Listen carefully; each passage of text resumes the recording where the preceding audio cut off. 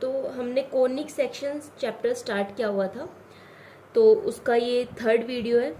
आज हम देखते हैं किसके बारे में, इलिप्स के बारे में। ठीक है, पहले हमने सर्कल देखा, फिर हमने पैराबोला देखा, आज हम इलिप्स के बारे में जानते हैं। इलिप्स कुछ इस टाइप की शेप होती है, प्रॉपर सर्कल की तरह नहीं होती। हमने पैराबोला के अंदर देखा था कि उसमें एक ही टाइप का क्या होता है, सिर्फ एक ही फोकस होता है, ओनली फोकस एक होता है। अब इसके अंदर कितने फोकस होते हैं, इसके अंदर दो फोकस होते हैं, F1 एंड F2। अब इलिप्स आपका क्या है, ये सेट है सारे पॉइंट का एक प्लेन के अंदर। इसी टाइप से पैराबोला भी था, वो सेट था सारे पॉइंट का, लेकिन वो किस टाइप के पॉइंट का सेट था और ये किस टाइप के पॉइंट का सेट है, वही डिफरेंस है। ठीक है, set of all point in a plane, एक प्लेन के अंदर वो सारे पॉइंट आ रहे हैं जहाँ पे sum of whose distance from the two fix point. ठीक है, उसके अंदर सिर्फ एक फिक्स पॉइंट का और ये डिस्टेंस और ये डिस्टेंस, ये दोनों इक्वल होते थे ना, वो डायरेक्ट्रिक्स से डिस्टेंस और उसके फोकस से डिस्टेंस, वो इक्वल होते थे पैराबोला के अंदर।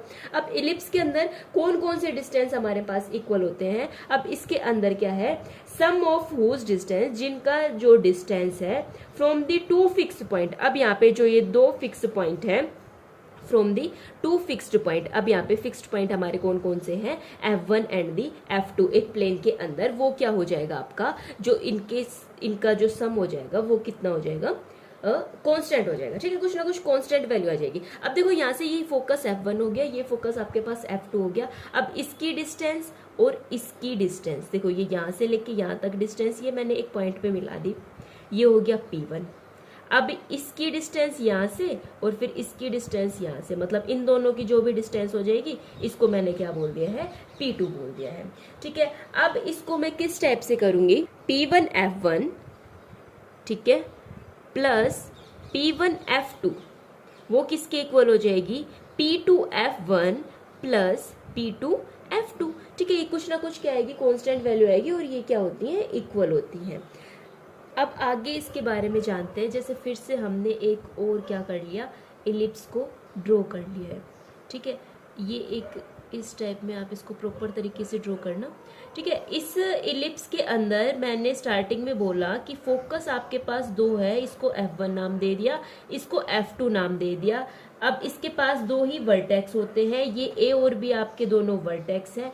अब जो ये वाली है ना, A से लेके B तक पूरी ये जो लेंथ दिख रही है, ये यहाँ से लेके यहाँ तक, ये आपकी कौन सी एक्सिस होती है, मेजर एक्सिस होती है। और जो ये छोटी वाली दिख रही है, यहाँ से लेके सिर्फ यहाँ तक, ये वाली, ठीक है, ये आपकी कौन सी हो जाएगी, माइनर एक्सिस हो जाएगी। इसके अंदर दो एक्सिस हो गई। अब जिस पॉइंट पे ये मीट हो रही है, ये क्या होती है, आपकी सेंटर होता है। अब जो ये मिड पॉइंट होता है, ये क्या है, आपका सेंटर है। फिर इसके बाद हमारा क्या है कि फोकाई से जो लेंथ पास हो रही है, इन दोनों फोकस से जो लेंथ पास हो रही है, वो हमारी मेजर एक्सिस होती है। और जो इस मेजर एक्सिस के ऊपर परपेंडिकुलर है, वो हमारी कौन सी हो जाएगी, माइनर एक्सिस हो जाएगी। ठीक है, अब ये इतना यहाँ से, इस सेंटर का नाम जैसे मैंने O दे दिया, फिर यहाँ से लेके यहाँ तक का डिस्टेंस और ये वाला डिस्टेंस, ये दोनों डिस्टेंस क्या हो जाएंगे, इक्वल डिस्टेंस हो जाएंगे। ठीक है, सेम इसी टाइप से यहाँ से लेके यहाँ तक का डिस्टेंस और यहाँ से लेके यहाँ तक का डिस्टेंस, ये भी आपके पास क्या हो जाएंगे, इक्वल डिस्टेंस हो जाएंगे। फिर ये वाला डिस्टेंस और ये वाला डिस्टेंस, ये सब आपके पास क्या होते हैं, इक्वल होते हैं। चलो इनके बारे में अच्छे से जानते हैं कि कौन सा डिस्टेंस क्या है। ठीक है, अब सबसे पहले हम देख रहे हैं कि मेजर एक्सिस का पूरा डिस्टेंस हमारे पास क्या हो जाएगा। जैसे मैंने इसका नाम दे दिया A, ये मेरे पास हो गया A। ठीक है, अब सेंटर से लेके फोकाई तक का डिस्टेंस मैंने किससे डिनोट कर लिया, C से डिनोट कर लिया। और ये वाला मैंने किससे डिनोट कर लिया, B से डिनोट कर लिया। अब देखो मेरे को ये बताओ कि मेजर एक्सिस मेरी क्या है, तो लेंथ ऑफ मेजर एक्सिस मेरी क्या हो जाएगी, लेंथ ऑफ मेजर एक्सिस आपके पास हो जाएगी 2A and the length of the minor axis आपके पास क्या हो जाएगी, ये माइनर एक्सिस थी, तो दोनों को ऐड कर दूंगी तो यहाँ से क्या हो जाएगी, 2B हो जाएगी। डिस्टेंस बिटवीन टू फोकाई क्या हो जाएगा, distance between the two foci. ठीक है, दो है इसलिए मैं इसको फोकाई बोल रही हूँ। यहाँ से लेके यहाँ तक का डिस्टेंस आपके पास कितना हो जाएगा, 2C हो जाएगा। इतनी बात समझ में आई। अच्छा, अब आप मेरे को एक बात बताओ, ये डिस्टेंस आपकी C है, ठीक है, यहाँ से लेके यहाँ तक की B है, ठीक है, मैं बोल चुकी हूँ ये बात पहले। अब मेरे को ये यहाँ से लेके यहाँ तक की डिस्टेंस फाइंड करनी है, तो क्या मैं इसको under the root of B square plus C square बोल दूँ? क्यों? क्योंकि ये आपकी क्या बन गई, इधर मैंने स्टार्टिंग में बोला था ना कि माइनर एक्सिस जो है मेजर एक्सिस के ऊपर परपेंडिकुलर है, परपेंडिकुलर है मतलब 90 डिग्री का एंगल बना रही है, ये एक राइट एंगल ट्रायंगल बन गई। तो पाइथागोरस थ्योरम की हेल्प से मैंने इसको क्या बोल दिया, under the root of B square plus क्या बोल दिया, सी स्क्वायर बोल दिया। अब एक बात समझने की कोशिश करना, ये डेफिनेशन आपको याद है कि इस फोकस का डिस्टेंस इलिप्स के कोई भी एंड पॉइंट से लेके फिर दूसरे फोकस के साथ ये आपस में क्या होते हैं, कांस्टेंट होते हैं। अभी यहाँ से हम एक नया रिलेशन ड्राइव करने जा रहे हैं। इस पॉइंट का नाम बी हो गया, इस पॉइंट का नाम मैं अपनी तरफ से क्यू दे लूँ। ये अच्छे समझ में तो आ रहा है ना, ज़्यादा कंफ्यूज तो नहीं कर रहा ना। अब यहाँ पे मैंने इसको क्यू बोल दिया, ठीक है। अभी एक चीज बताना मेरे को, क्या मैं F1Q प्लस F2Q ये कर सकती हूँ? F1Q प्लस F2Q, ठीक है। इसकी वैल्यू क्या मैं ये वाला पॉइंट, अभी मैं ये पॉइंट ले रही हूँ, अच्छा मैं यही पॉइंट क्यों ले रही हूँ, ये पॉइंट क्यों ले रही हूँ? क्योंकि मेरे को इसी टाइप का रिलेशन ड्राइव करना है ना। अब देखो F1B क्या मैं इसके इक्वल कर सकती हूँ? F1B प्लस F2B इसके इक्वल कर सकती हूँ ना।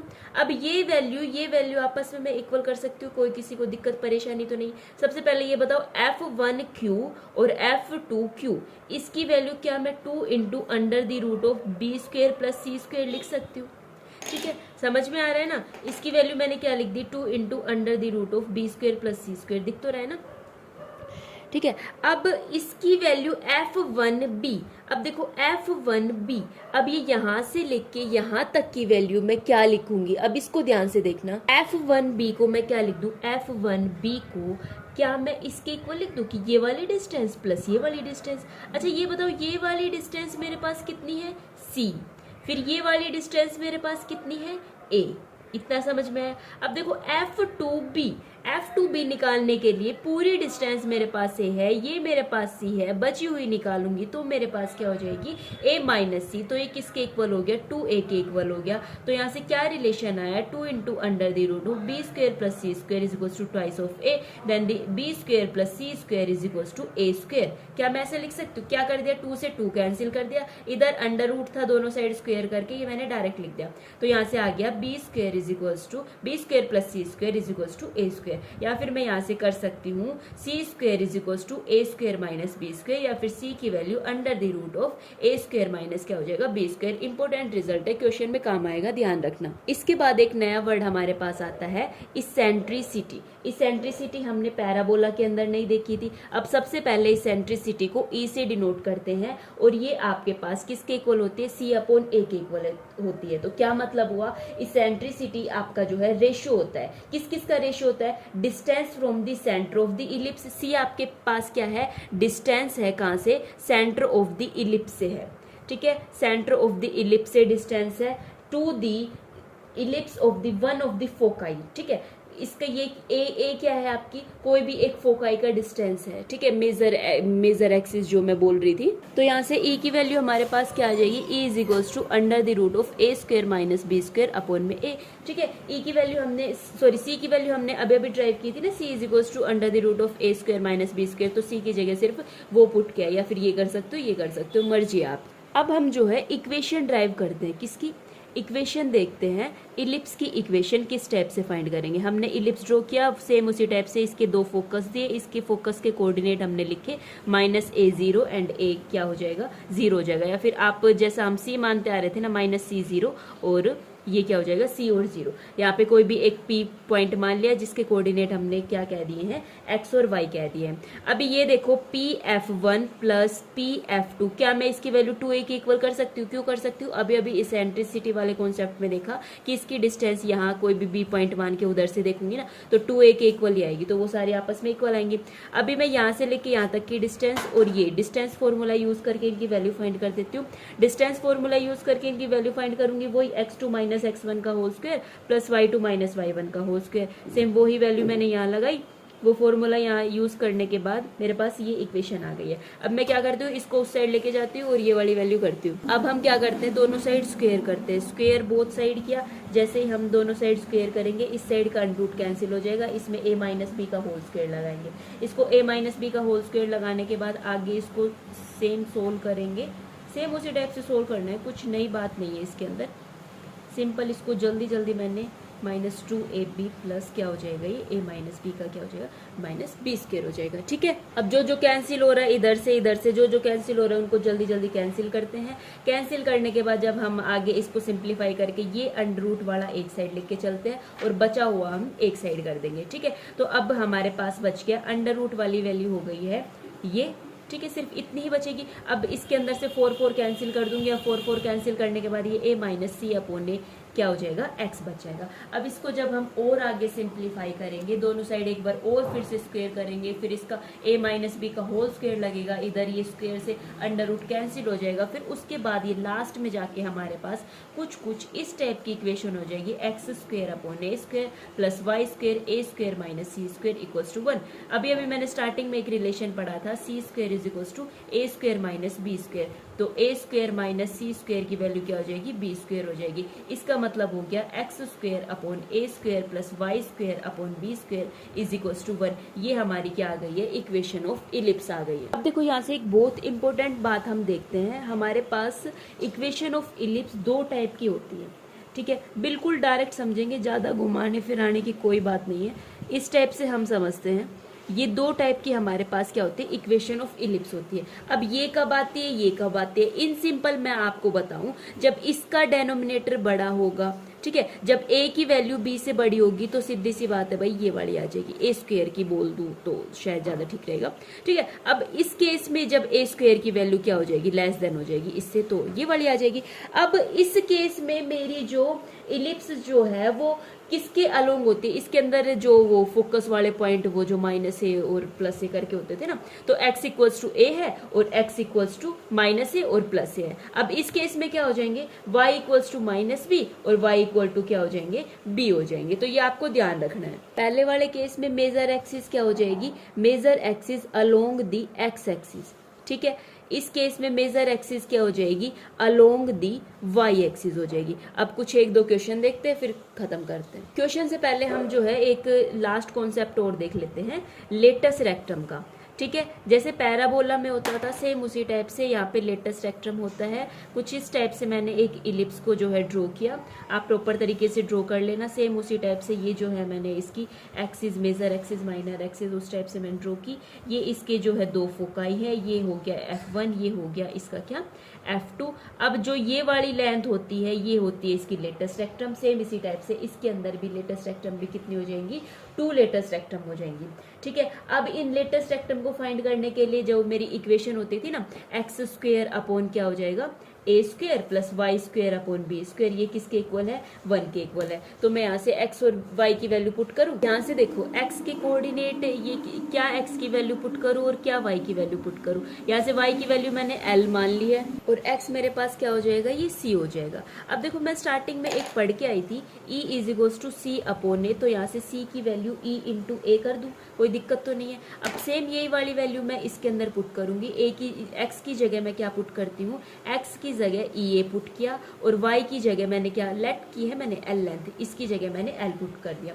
अब इस फर्स्ट इक्वेशन में ये दोनों वैल्यूज अब मैंने पुट की, तो a square E square upon A square plus L square upon B square is equals to 1। तो यहाँ से क्या आ गया, ए स्क्वायर से ए स्क्वायर कैंसिल हो गया, तो A square plus L square upon B square equals to मेरे पास 1 हो गया। तो यहाँ से मेरे को वैल्यू किसकी निकालनी है, एल की वैल्यू, एल ही तो है मेरे पास लेंथ ऑफ लेटेस्ट रेक्टम, फिर बाद में चल के मैं उसका डबल कर दूंगी। ठीक है, ये इतनी वैल्यू, ये पूरी वैल्यू तो निकालनी है, एल कंफ्यूज तो नहीं हो रहे ना, मैंने सिर्फ इतनी एल माननी है। तो लेंथ ऑफ लेटेस्ट रेक्टम यहाँ पे मेरी क्या हो जाएगी, 2l हो जाएगी, इतनी l हो जाएगी। देखो इतनी यहाँ से लेके यहाँ तक l और ये वाली भी l हो जाएगी। तो पूरी लेंथ निकालने के लिए मैं लास्ट में 2l कर दूंगी। तो पहले तो यहाँ से l की वैल्यू निकालती हूँ ना, L square upon B square is equals to 1 minus E square. तो यहाँ से एल स्क्वायर की वैल्यू आ जाएगी, बी क्रॉस मल्टीप्लाई करके बी स्क्वायर इंटू 1 माइनस क्या हो जाएगी, ई स्क्वायर हो जाएगी। तो यहाँ से एल की वैल्यू आ गई है B into under the root of 1 minus क्या हो जाएगा, ई स्क्वायर हो जाएगा। अब ये वाली वैल्यू आने के बाद अब मैं इसका क्या कर देती हूँ, ट्वाइस कर देती हूँ।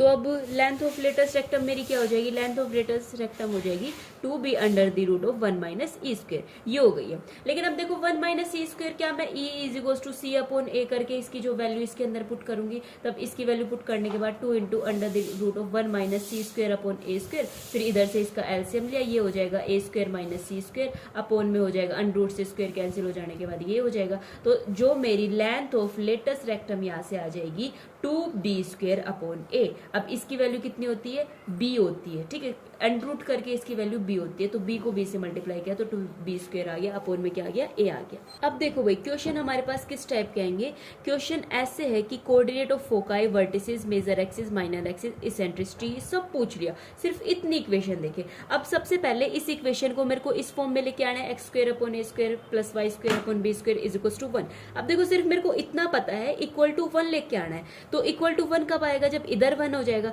तो 9x square plus 4y square equal to 36 है। तो मैं पूरी इक्वेशन को left hand side right hand side 36 से क्या कर देती हूँ, डिवाइड कर देती हूँ, ताकि इस साइड तो 1 आ जाए, फिर इधर की देखी जाएगी। तो अब इधर ये 36 इसके साथ अलग से, इसके साथ अलग से होगा, ठीक है। तो 9 4 जा 36 होता है और 4 9 जा 36 होता है, इक्वल्स टू 1 हो जाएगा। अभी यहाँ पे देखो एकदम बताया था ना अभी थोड़ी देर पहले कि a की वैल्यू जो है यदि ग्रेटर देन आ जाए b से, या फिर a स्क्वायर की वैल्यू ग्रेटर देन